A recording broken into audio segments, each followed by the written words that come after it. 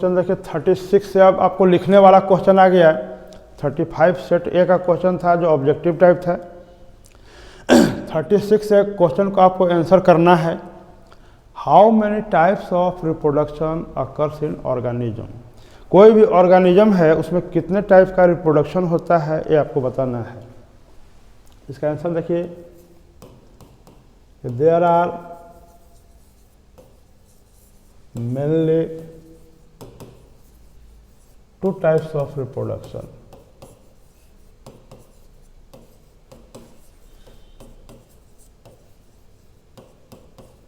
Mainly कारा दो type का हो जाएगा। पहला हो गया एसेक्सुअल,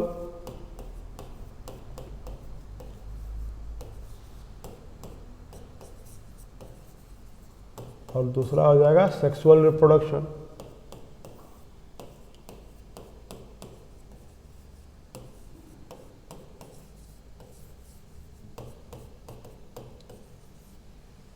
पार्थेनोजेनेसिस या पार्थेनोकार्पी एसेक्सुअल का ही पार्ट है। तो किसी भी ऑर्गेनिज्म में ये दो टाइप से रिप्रोडक्शन हो सकता है, एसेक्सुअल और सेक्सुअल। लिखने वाला क्वेश्चन बहुत ज़्यादा नहीं लिखना रहता है, 2 नंबर 3 नंबर का क्वेश्चन आएगा, उसके अनुसार आपको आंसर करना है। नेक्स्ट देखिए 37, व्हाट इज लैक ओपेरन। तो जीन रेगुलेशन का मैकेनिज्म है। ई कोलाई में सबसे पहले जो है सो खोजा गया था जैकोब एंड मोनोड साइंटिस्ट द्वारा कि लैक्टोज अगर सेल के अंदर है तो जीन हो जाएगा ऑन, उसको मेटाबोलाइज करने के लिए जीन ऑन हो जाएगा। इस प्रक्रिया को कहते हैं लैक ओपेरन। तो it is the process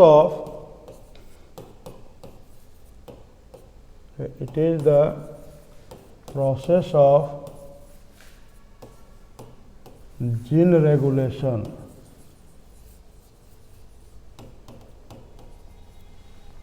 in which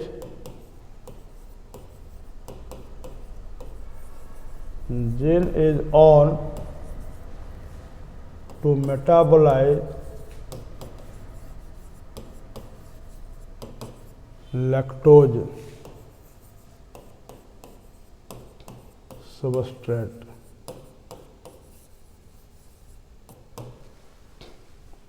तो लैक ओपेरन जो है कह रहा है कि एक प्रोसेस है जीन रेगुलेशन का, जिसमें जीन ऑन रहेगा लैक्टोज को मेटाबोलाइज करने के लिए। अगर सेल में लैक्टोज नहीं है तो ऑफ हो जाएगा जीन। यानी जीन का रेगुलेशन करने का तरीका हो गया lac operon. It was discovered by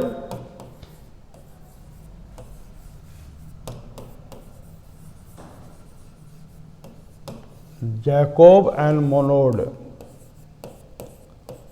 Jacob and Monod in E coli bacteria. E coli में खोजे थे जैकोब एंड मोनोड। साइंटिस्ट का नाम भी अब ऑब्जेक्टिव पूछा जा सकता है, इसलिए आप लोग इसको याद कर लें।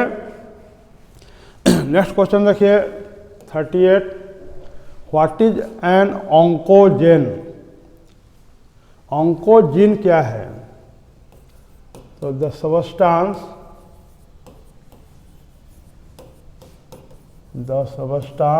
Causes cancer are called oncogenes. They may be physical like gamma rays, X-rays, infrared rays, और केमिकल। फिजिकल और केमिकल दोनों हो सकता है। और chemical like mustard gas, hydrogen,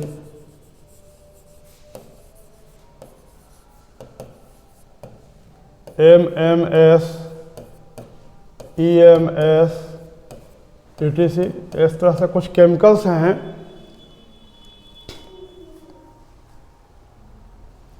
nicotine भी हो सकता है,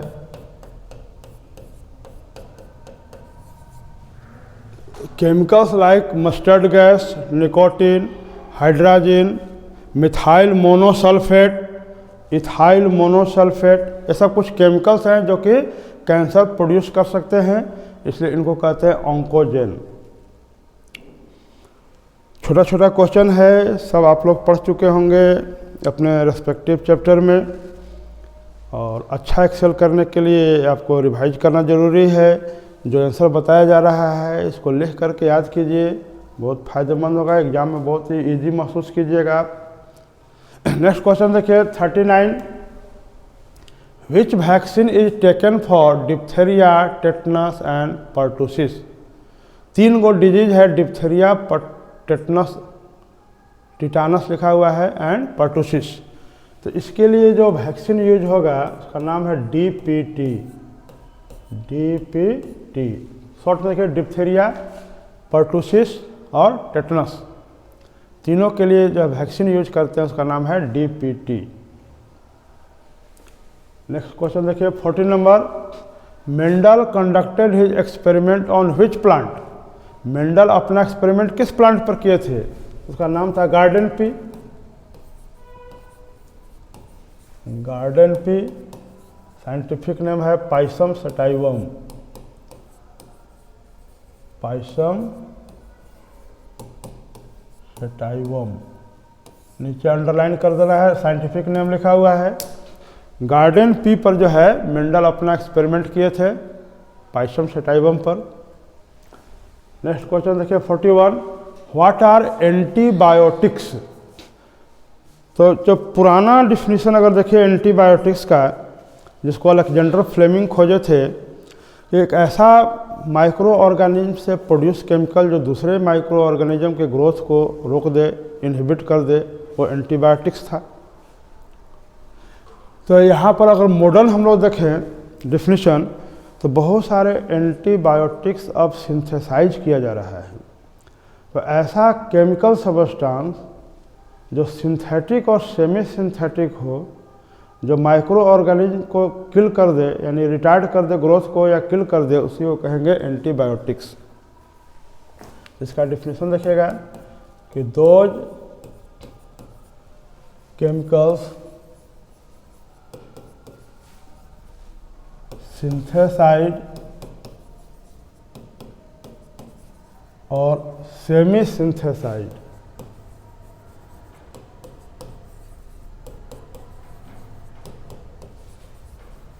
which retard or kill the microorganisms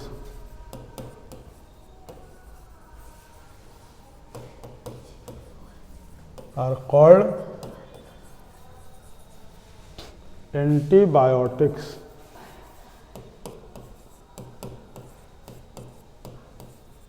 जैसे कुछ एग्जाम्पल देख लीजिए, इरिथ्रोमाइसिन,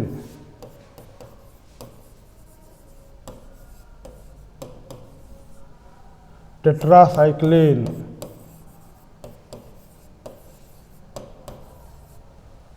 क्लोरामफेनिकोल,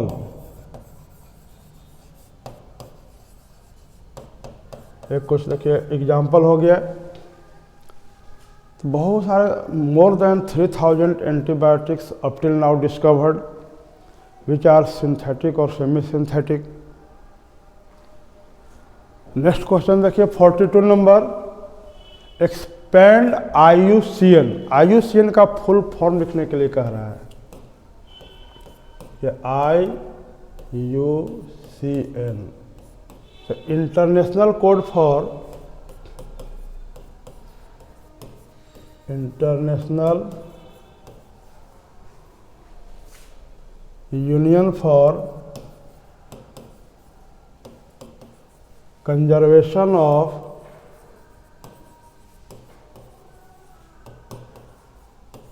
नेचर।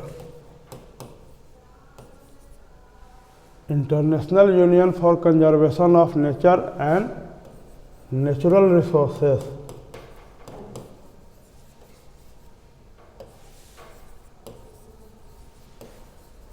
नेचर और नेचुरल रिसोर्सेस को प्रोटेक्ट करने के लिए जो संस्था बनाया गया उसी का नाम है IUCN,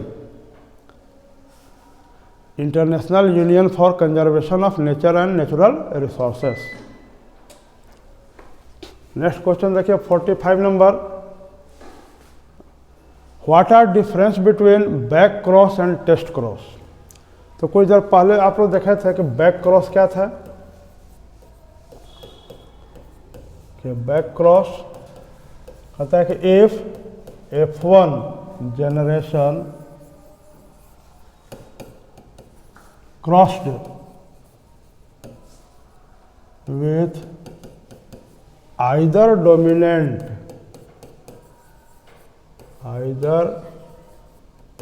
dominant or recessive parent, then it is called back cross. F1 generation को डोमिनेंट या रिसेसिव पेरेंट के साथ जब क्रॉस कराएंगे तो कहलाएगा बैक क्रॉस। यही अगर आपका टेस्ट क्रॉस दे दिया तो कहता है कि if F1 generation crossed with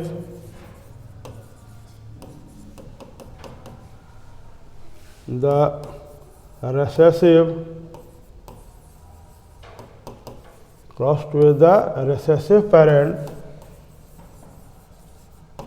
then it is called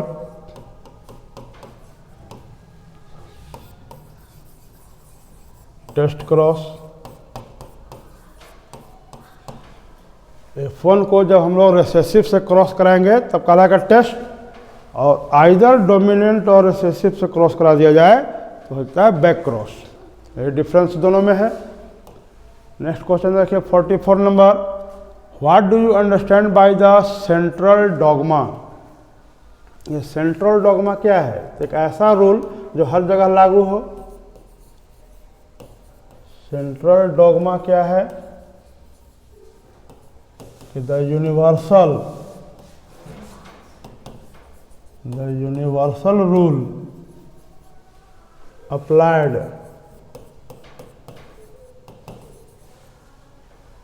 in all types of organisms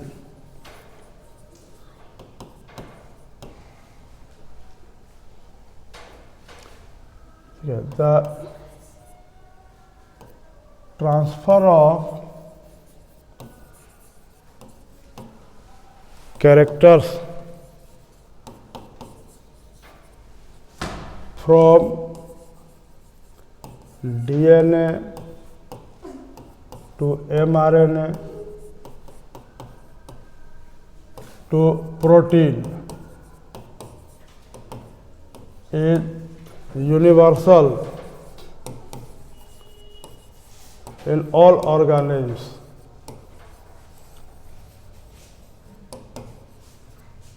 that is called central dogma.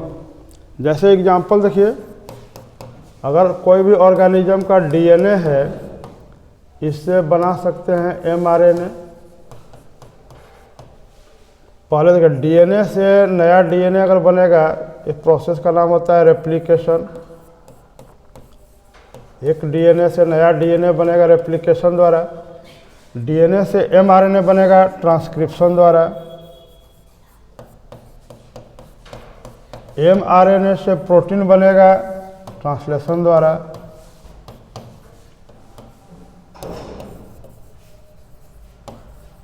तो ये प्रोसेस हर ऑर्गेनिज्म में सेम होता है। डीएनए से डीएनए रेप्लिकेशन से ही बनेगा, डीएनए से एमआरएनए ट्रांसक्रिप्शन से बनेगा, एमआरएनए से प्रोटीन ट्रांसलेशन से बनेगा।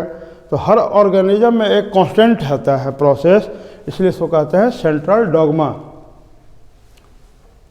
नेक्स्ट क्वेश्चन देखिए 45 नंबर है, what are difference between homologous and analogous organ, give example. कि होमोलोगस और एनालॉगस किसको कहते हैं? कि होमोलोगस होमोलोगस ऑर्गन्स। तो होमो मतलब हो गया सेम, लोगस मतलब हो गया यहाँ पर ओरिजिन। ऐसा ऑर्गन जिसका ओरिजिन तो सेम हो लेकिन फंक्शन डिफरेंट हो, उसको कहेंगे होमोलोगस ऑर्गन्स। तो those body organs, those body organs having same origin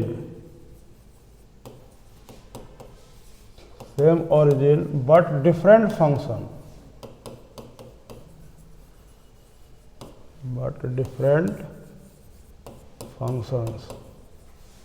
are called homologous organs.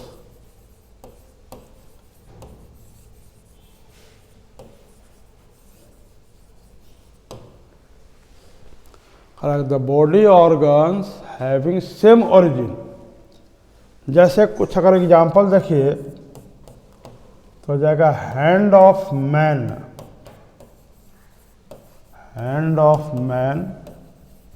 And leg of horse.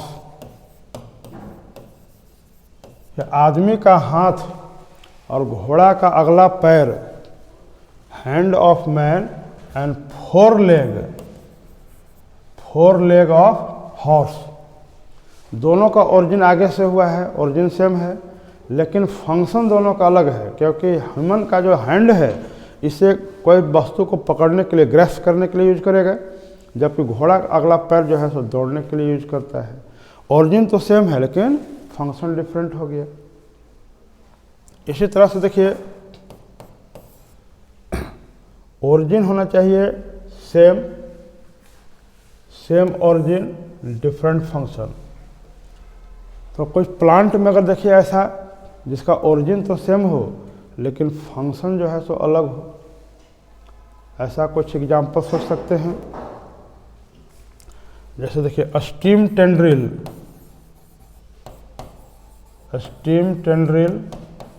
And thorn.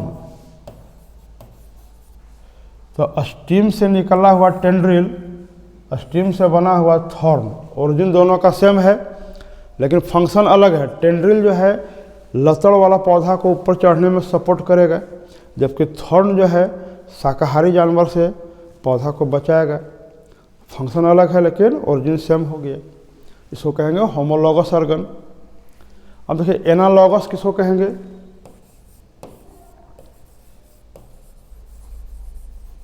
Analogous organs.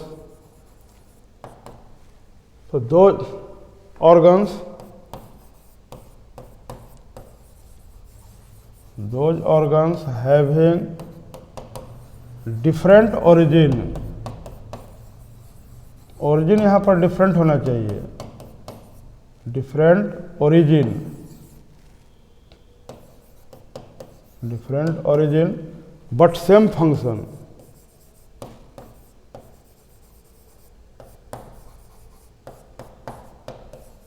Origin का डिफरेंट हो लेकिन फंक्शन जो है सो सेम होना चाहिए। जैसे पहला देखिए एनिमल में अगर देखिए तो विंज ऑफ बैट,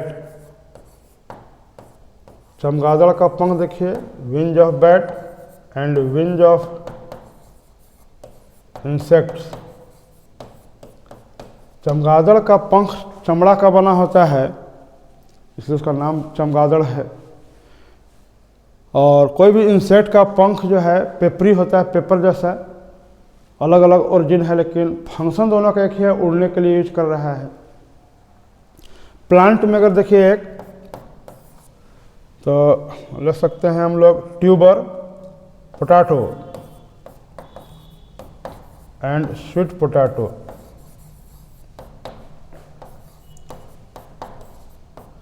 देखिए पोटैटो जो है स्टेम है, जबकि स्वीट पोटैटो जो है सो रूट है। दोनों का ओरिजिन अलग है। पोटैटो एक स्टेम है जबकि स्वीट पोटैटो रूट है। ओरिजिन डिफरेंट हो गया, फंक्शन सेम है दोनों में जो है फूड स्टोर्ड है। तो एग्जाम्पल हो गया एनालॉगस ऑर्गन का। नेक्स्ट क्वेश्चन देखिए, describe various types of antibody which their respective function. Antibodies का डिफरेंट कौन कौन है? तो पहला है IgA,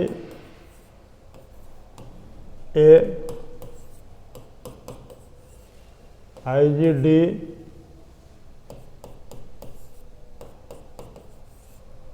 IgG, IgE और IgM। ये 5 टाइप का देखिए होता है एंटीबॉडीज। इम्यूनोग्लोबुलिन प्रोटीन का बना होता है, इसे शॉर्ट में लिखा हुआ IG। अगर इनका फंक्शन देखिए तो मिल्क सिक्रीशन में पाया जाएगा, ये मिल्क में और सिक्रीशन में। IgD, G, E और M। M जो है सो लार्जेस्ट होता है, सबसे बड़ा है, फर्स्ट एक्यूमुलेट होगा जहाँ इन्फेक्शन होगा। IgE जो है एलर्जी के लिए होता है, एलर्जी जहाँ पर काउज होगा वहाँ पर प्रोड्यूस हो जाएगा IgE। IgD जो है सपोर्टिव होता है, सपोर्ट करेगा किसको? M को। IgG ये जो है सो पास कर सकता है प्लेसेंटा से, पासेस थ्रू प्लेसेंटा।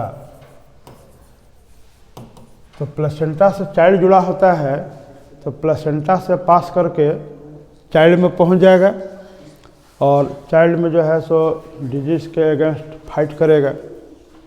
तो 5 टाइप का आपका देखिए एंटीबॉडीज हैं जिनका अलग अलग फंक्शन है। IgA सबसे इम्पोर्टेंट है चूँकि मिल्क में, और सिक्रीशन जैसे कि मान लीजिए आपका स्वेट हो गया, पसीना का भी सिक्रीशन है, दोनों में जो है IgA पाया जाता है। IgM सबसे बड़ा है, लार्जेस्ट है, और सबसे पहले जो है इन्फेक्टिव पार्ट के पास पहुंचता है, and reach first to infective part.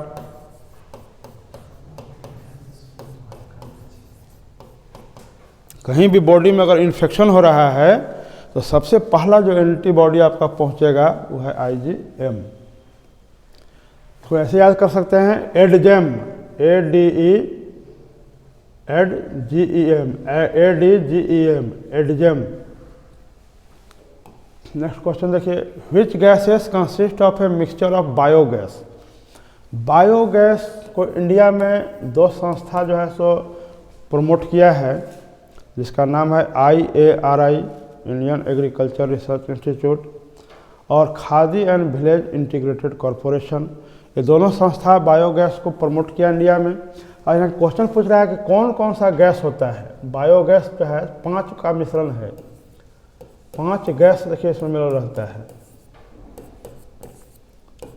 Biogas में पहला गैस हो जाएगा मीथेन, मीथेन का फॉर्मूला CH4। दूसरा है कार्बन डाइऑक्साइड, तीसरा होता है हाइड्रोजन, तीसरा होता है नाइट्रोजन, और 5वां हो जाएगा हाइड्रोजन सल्फाइड। इसको देखिए याद करने का तरीका बता दे रहे हैं, क्योंकि 5 गैस है बुला सकते हैं। इसको एक ट्रिक से याद कर लीजिए, मिकाहनस,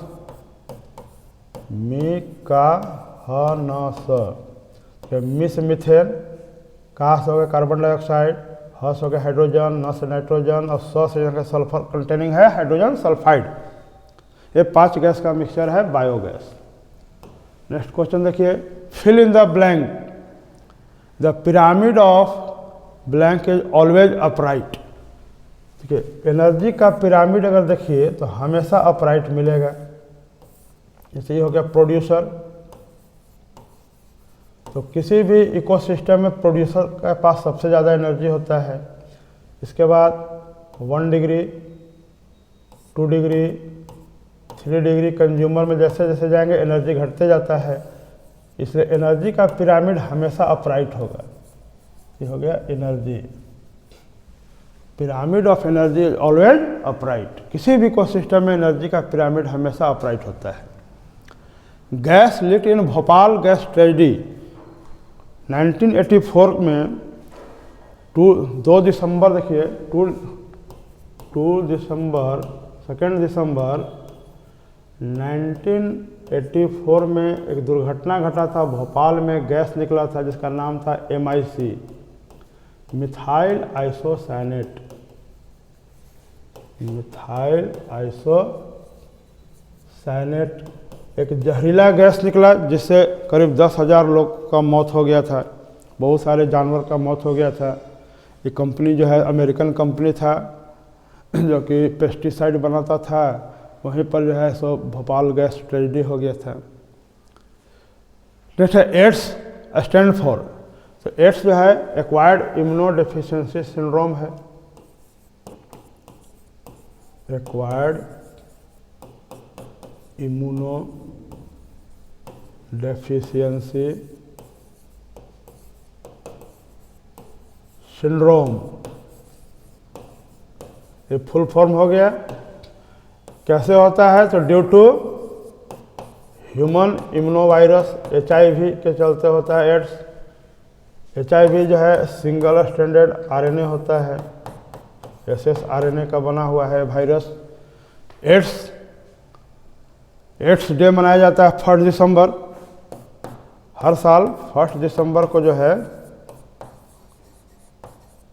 एड्स डे मनाया जाता है ताकि लोगों को जागरूक किया जाए इस डिजीज से, क्योंकि लाइलाज बीमारी है, शरीर का इम्यूनिटी ख़त्म कर देता है, बहुत तरह के रोग उत्पन्न करने लगेगा बॉडी में। तो 3 गो आपका क्वेश्चन था ये। नेक्स्ट क्वेश्चन देखिए,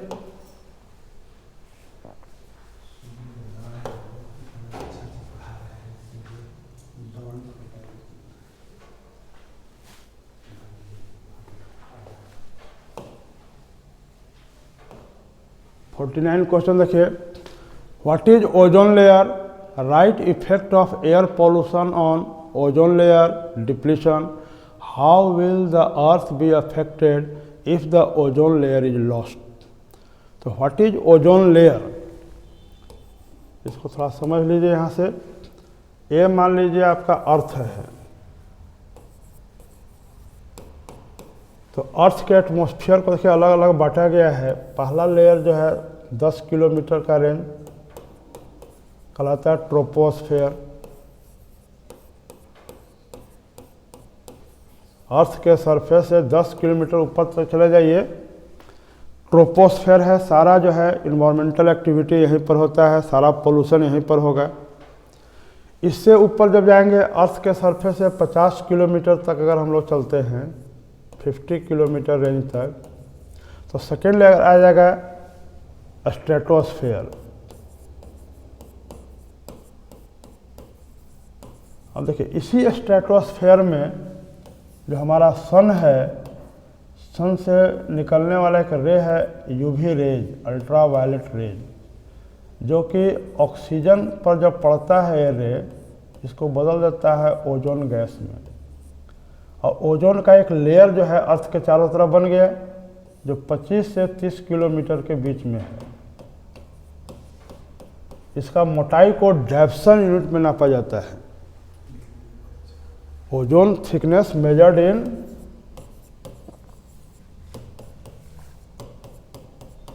ozone thickness measured in Dobson unit DB।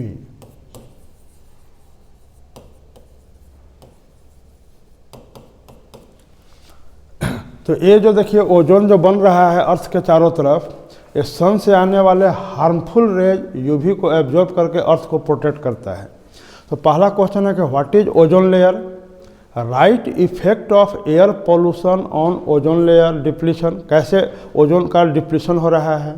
How will the earth be affected if ozone layer is lost? अगर ओजोन लेयर ख़त्म हो जाए तो अर्थ कैसे अफेक्टेड होगा?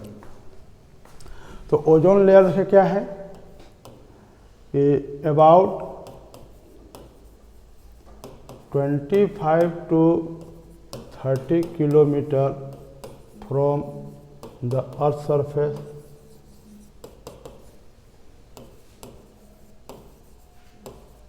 a layer of ozone gas present, that is called ozone layer.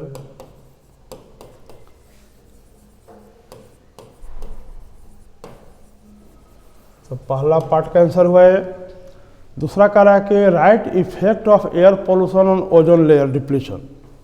तो ये जो देख रहे हैं ओजोन लेयर, मैन के एक्टिविटी से ये लेयर जो है धीरे धीरे पतला हो रहा है, इसको कहते हैं ozone depletion. Ozone layer depletion क्यों हो रहा है? Due to ODS, ozone depleting substance. Ozone depleting substance जो हैं ओजोन को ब्रेक कर सकता है, जैसे क्लोरोफ्लोरोकार्बन्स हो गया, नाइट्रोजन का ऑक्साइड हो गया। ये दोनों ऐसे केमिकल हैं जो ODS कहलाते हैं, ओजोन को ब्रेक कर सकते हैं। तो एयर पोल्यूशन होने के चलते ही एयर में क्लोरोफ्लोरोकार्बन या नाइट्रोजन का ऑक्साइड बन रहा है जो ओजोन को तोड़ दे रहा है, सो कहते हैं ओजोन का डिप्लीशन। तो ozone level depletion due to ODS comes from air pollution।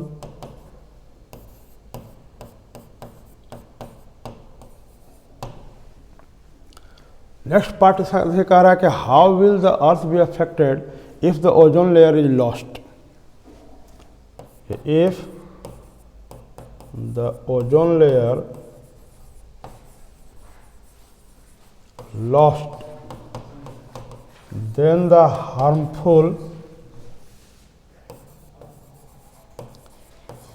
harmful UV rays reach to the earth surface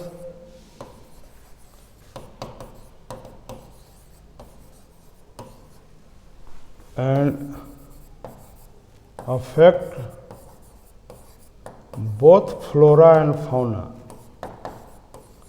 flora माने पेड़ पौधा हुआ एंड फाउना मतलब एनिमल, प्लांट और एनिमल दोनों को अफेक्ट करेगा। तो लोगों को जागरूक करने के लिए हर साल जो है सो ओजोन डे भी मनाया जाता है।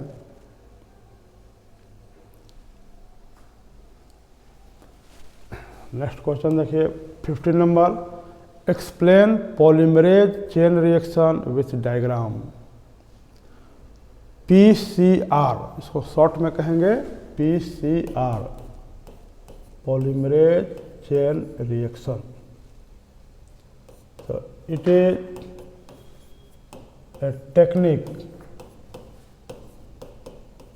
ए technique to produce approximately 1 billion DNA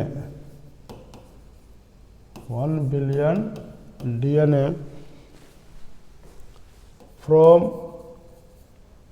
one DNA within 24 hours। 24 घंटा में कह रहा है कि DNA के अमाउंट को बढ़ाकर 1 बिलियन तक करने का एक टेक्निक है जिसका नाम है पॉलीमरेज चेन रिएक्शन। कह रहा है कि इसका डायग्राम से एक्सप्लेन करना है। तो it is completed in 3 steps। 3 steps में कह रहा है कि होने वाला प्रोसेस है। पहला का नाम है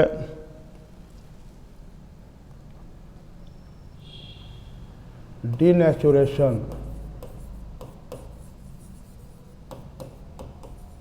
दूसरा प्रोसेस होता है एनिलिन,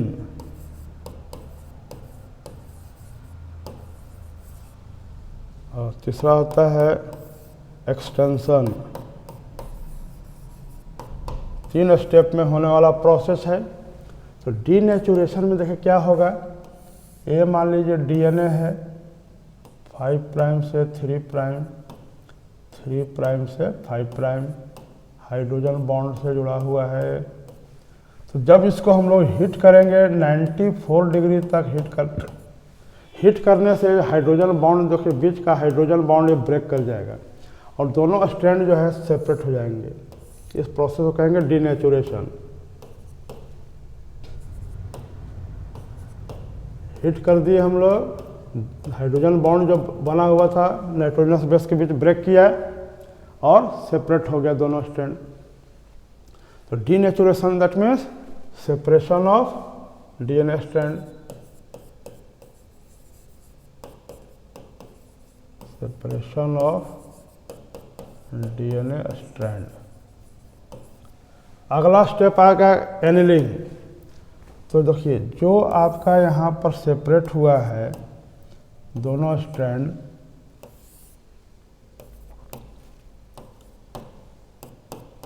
अब यहाँ पर जो है तो प्राइमर का फॉर्मेशन स्टार्ट होगा जिसका डायरेक्शन 5 प्राइम से 3 प्राइम की ओर होगा। हमेशा डीएनए का फॉर्मेशन 5 प्राइम से 3 प्राइम की ओर होता है। तो यहाँ पर एक एंजाइम डालेंगे टाक पॉलीमरेज।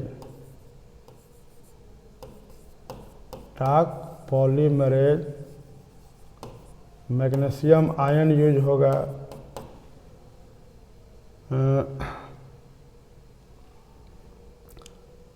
डीऑक्सीराइबोज शुगर यूज होगा और एक प्राइमर का फॉर्मेशन हो जाएगा। एक्सटेंशन में देखिए ये जो प्राइमर है आगे बढ़ते हुए अलग अलग देखिए स्टैंड पर 5 प्राइम टू 3 प्राइम पहले से था, इधर से देखिए ऐसे फॉर्मेशन हुआ 5 से 3 की ओर,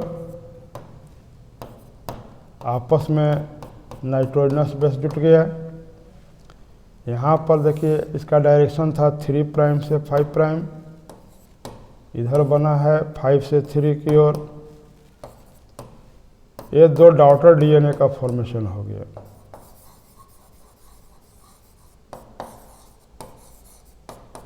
तो एक डीएनए हम लोग लिए थे, 2 डीएनए बन गया। यही प्रक्रिया बार बार रिपीट होगा, प्रोसेस यही रिपीट करना है। Process repeated to get 1 billion DNA, 1 billion DNA within 24 hour. 24 घंटे के अंदर देखिए संख्या बढ़ करके 1 बिलियन तक पहुंच जाएगा। तो पहला स्टेप है डीनेचुरेशन, बॉन्ड को ब्रेक करना है। एनिलिंग, प्राइमर का फॉर्मेशन किए, यहाँ पर जो देखिए बन रहा है यह है प्राइमर, और प्राइमर पर आगे बढ़ता है डीएनए। प्राइमर को ऐसे दिखला सकते हैं, शुरू में स्टार्ट किया डीएनए, डीऑक्सीराइबोज और टाक पॉलीमरेज डीएनए का फॉर्मेशन स्टार्ट कर दिया 5 से 3 की ओर। इसके बाद एक्सटेंशन हुआ, वो प्राइमर आगे बढ़ते हुए नया कम्प्लीमेंट्री डीएनए बना करके डीएनए का 2 स्ट्रैंड डॉटर डीएनए का फॉर्मेशन कर दिया। तो पॉलीमरेज चेन रिएक्शन का आपको डायग्रामेटिक रिप्रेजेंटेशन है। डायग्राम से दिखाना था कि कैसे जो है सो डीएनए, एक डीएनए से बिलियंस ऑफ डीएनए एक दिन के अंदर हम लोग बना सकते हैं। तो इस तरह से अगर क्वेश्चन को आप अटैम्प्ट कीजिएगा एग्जाम में, क्योंकि क्वेश्चन में लिखा हुआ रहता है students are required to give their answer as far as practicable and in their own words, do not try to copy from any guess और bookish language, you just think and answer your question according to your experience, then you get 98-99% marks in the biology. Best of luck, we will soon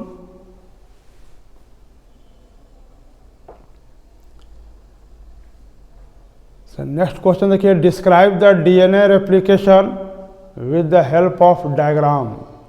DNA replication को diagram के help से बताना है।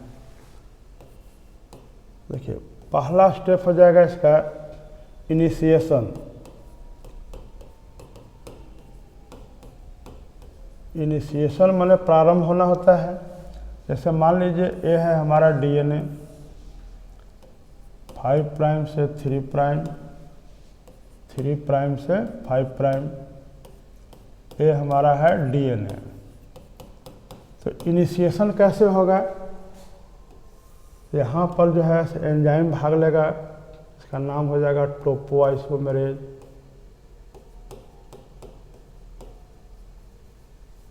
Topoisomerase है, helicase है, energy हो जाएगा GTP. इसके प्रेजेंस में देखिए यहाँ पर एक बन जाएगा रेप्लिकेशन फॉर्क।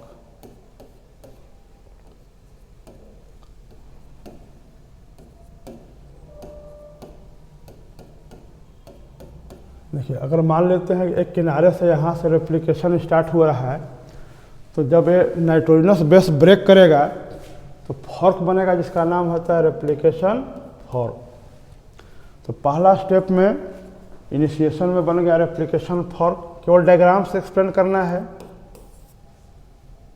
दूसरा हो गया प्रोपागेशन।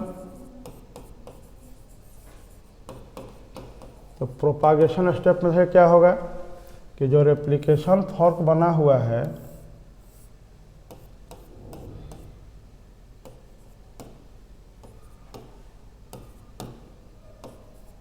तो 3 प्राइम के पास देखिए सबसे पहले प्राइमर बनेगा,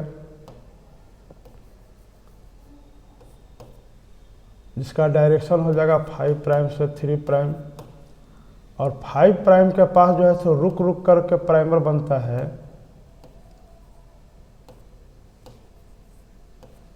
इस तरह से बनेगा 5 से 3 डायरेक्शन, तो वही होगा 5 प्राइम से 3 प्राइम। आरएनए पॉलीमरेज एंजाइम, एक एंजाइम यहाँ पर देखिए भाग लेगा जिसका नाम होता है आरएनए पॉलीमरेज। आरएनए पॉलीमरेज बनाएगा प्राइमर, इसका नाम है प्राइमर। इसके बाद दूसरा एंजाइम आएगा डीएनए पॉलीमरेज। ये डीएनए पॉलीमरेज एंजाइम जब यहाँ पर जाएगा तब इसका एक्सटेंशन आगे देखिए इसे बढ़ने स्टार्ट किया, यहाँ भी उसी तरह से होगा। तो एक पर कंटिन्यूअस बनते जाएगा ये, इसलिए इसको कहते हैं लीडिंग स्ट्रैंड। एक पर रुक रुक करके बनेगा, इसको कहते हैं लैगिंग स्ट्रैंड। लैगिंग स्ट्रैंड में रुक रुक करके बनेगा, लीडिंग में जो है सो लगातार बनेगा।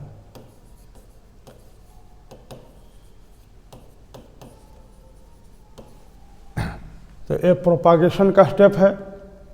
तो जैसे जैसे रेप्लिकेशन आगे बढ़ता है देखिए स्टेम रीजन क्वाइल्ड होते जाता है। इसको रिलैक्स करने के लिए डीएनए गायरेज कट करके रिलैक्स करेगा, और ओकाजाकी फ्रेगमेंट देखिए बीच बीच में जो है सो रुक रुक करके जो बन रहा है डीएनए का टुकड़ा, इसको कहते हैं ओकाजाकी फ्रेगमेंट।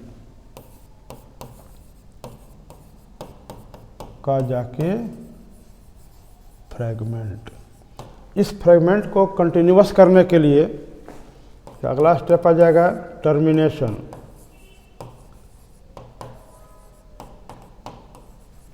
टर्मिनेशन में क्या होगा,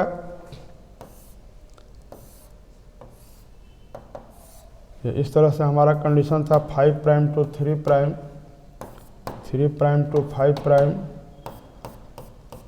अब 3 प्राइम पर देखिए यहाँ से लगातार बन रहा था इस तरह से 5 से 3 की ओर,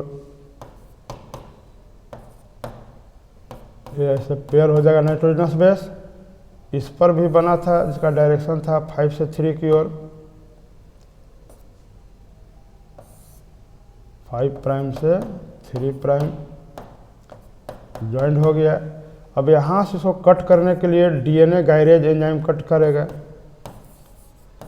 डीएनए गायरेज काट दिया और डीएनए लाइगेज जोड़ करके ओकाजाकी फ्रेगमेंट को जोड़ करके देखिए 2 डॉटर डीएनए का फॉर्मेशन कर दिया। तो एक तो पुराना स्ट्रैंड था हमारा 5 से 3 जिस पर बना है नया स्ट्रैंड 5 से 3, यहाँ पर देखिए एक था 3 से 5 की ओर, ये बना है 5 से 3, हमेशा बनेगा डायरेक्शन 5 से 3, ये हो गया डॉटर डीएनए। तो इस तरह से डीएनए का रेप्लिकेशन होता है, एक डीएनए से 2 डीएनए का बनना ही डीएनए रेप्लिकेशन है। नेक्स्ट देखिए क्या है, describe Mendel's monohybrid and dihybrid cross. Mendel's monohybrid, Mendel का मोनोहाइब्रिड देखिए क्रॉस क्या है। तो मेंडल साइंटिस्ट जो हैं एक कॉन्ट्रास्टिंग कैरेक्टर लेकर के एक्सपेरिमेंट किए जिसका नाम है मोनोहाइब्रिड क्रॉस। जैसा कि देखिए मान लीजिए एक टॉल प्लांट लिया गया, टॉल प्लांट जिसका फैक्टर को कैपिटल टी से रिप्रेजेंट करेंगे, इसको क्रॉस किया गया ड्वार्फ प्लांट से। ड्वार्फ प्लांट का जो फैक्टर है उसको स्मॉल टी से रिप्रेजेंट कर दीजिए। ये फर्स्ट जनरेशन है, F1 जनरेशन। यहाँ से हम लोग गैमिट बनाएंगे। तो गैमिट बनाने के लिए मियोसिस होगा, क्रोमोसोम हाफ हो जाता है, ये बन गया गैमिट। अब इसको जब मिलाएंगे तो F1 जनरेशन बनेगा जिसमें सारा प्लांट देखिए टॉल आ गया। F1 जनरेशन में ऑल प्लांट टॉल है। यहाँ पर जो फैक्टर देख रहे हैं हेट्रोजाइगस पेयर है, एक पेयर है heterozygous. Number of heterozygous pair, जिसको n से रिप्रेजेंट करते हैं, एक होता है। इसीलिए नंबर ऑफ गैमिट कितना बनेगा, तो नंबर ऑफ गैमिट्स निकालने का formula 2 to the power n, यानी 2 गैमिट बनेगा। नंबर ऑफ पुनेट स्क्वायर कितना होगा, नंबर ऑफ पुनेट स्क्वायर का फॉर्मूला है 4 टू द पावर n, 4 के पावर n माने 4 ठो बनेगा। तो चेकर बॉक्स भी कहते हैं इसको पुनेट स्क्वायर को। तो F2 जनरेशन यहाँ बना दीजिए। F1 जनरेशन में जो हमारा प्राप्त हुआ है सारा टॉल प्लांट है, और जो है प्लांट यहाँ पर हो गया टॉल प्लांट्स।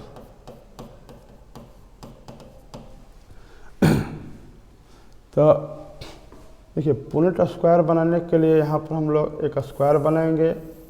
स्क्वायर की संख्या 4 बनाना है। यहाँ पर गैमिट लेना है, नीचे रखेंगे वर्टिकल में फीमेल गैमिट और हॉरिजॉन्टल पर रखेंगे मेल गैमिट। तो गैमिट कितना बना यहाँ पर, तो एक बड़ा टी और एक छोटा टी। देखिए यहाँ से गैमिट जब बनाएंगे हम लोग, एक कैपिटल टी हो जाएगा, एक स्मॉल टी हो जाएगा। मेल में capital T small T, female का भी कैपिटल टी स्मॉल टी। अब यहाँ से रैंडम मैचिंग होगा, टी से टी मिला दिए, बड़ा टी छोटा टी, बड़ा टी छोटा टी, छोटा टी छोटा टी। इस तरह से ऑफस्प्रिंग बन गया F2 जनरेशन में। अगर यहाँ से फेनोटिपिक रेशियो देखें, फेनोटिपिक रेशियो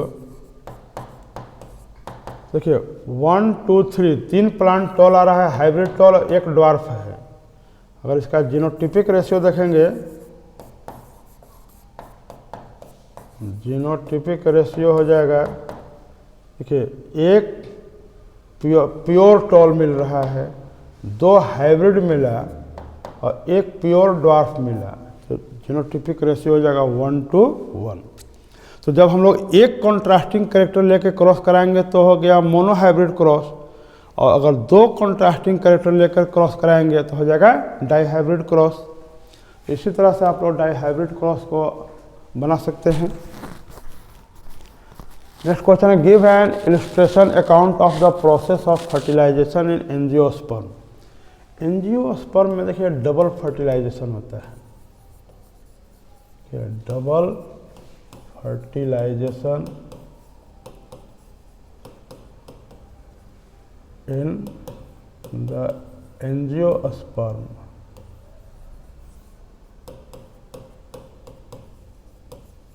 एंजियोस्पर्म के जो प्लांट हैं उनमें कह रहा है कि डबल फर्टिलाइजेशन पाया जा रहा है। तो इलस्ट्रेशन में एग्जांपल देना है कैसे जो है सो फर्टिलाइजेशन होता है एंजियोस्पर्म में। तो थोड़ा ध्यान से देखिएगा कि ये है एंजियोस्पर्म का ओव्यूल, जिसमें ऊपर में 3 सेल का समूह है, नीचे जो है 3 सेल का यहाँ भी समूह है,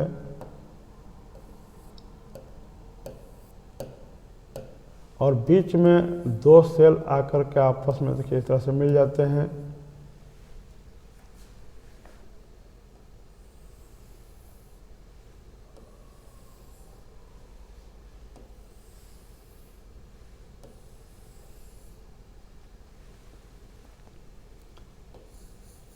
ये हो गया मान लीजिए स्टिग्मा।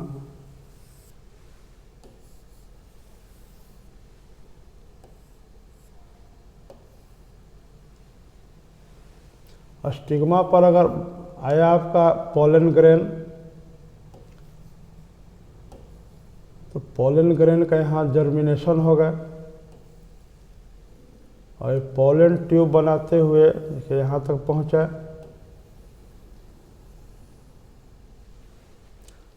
अब यहाँ पर ये एग है,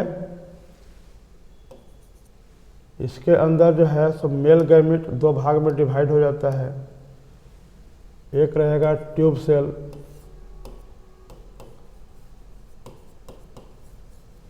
ये 2 हो गया मेल गैमेट।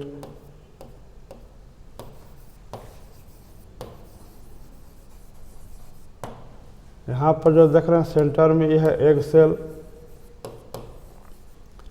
ऊपर में होता है एंटीपोडल्स 3,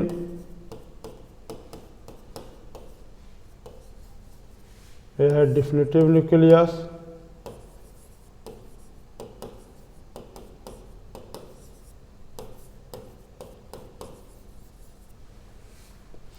और इसमें 2 जो है सिनर्जिड है, देखिए ये दोनों है सिनर्जिड।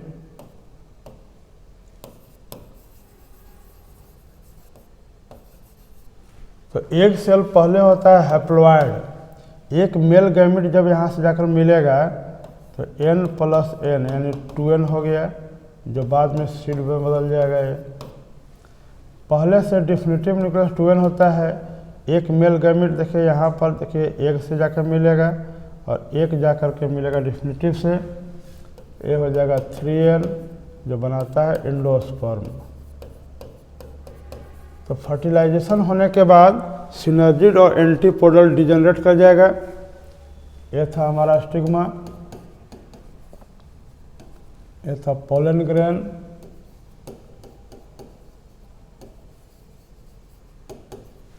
तो इस तरह से डबल फर्टिलाइजेशन आपको देखने के लिए मिलेगा एंजियोस्पर्मिक प्लांट में।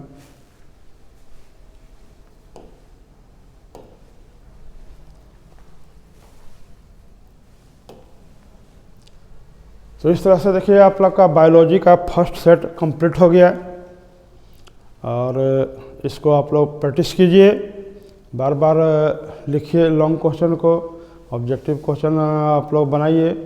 इतना याद करने से बहुत सारा पूरा सिलेबस जो है आपके दिमाग में रहेगा और बहुत अच्छा मार्क्स गेन कर सकते हैं। Best of luck, thank you.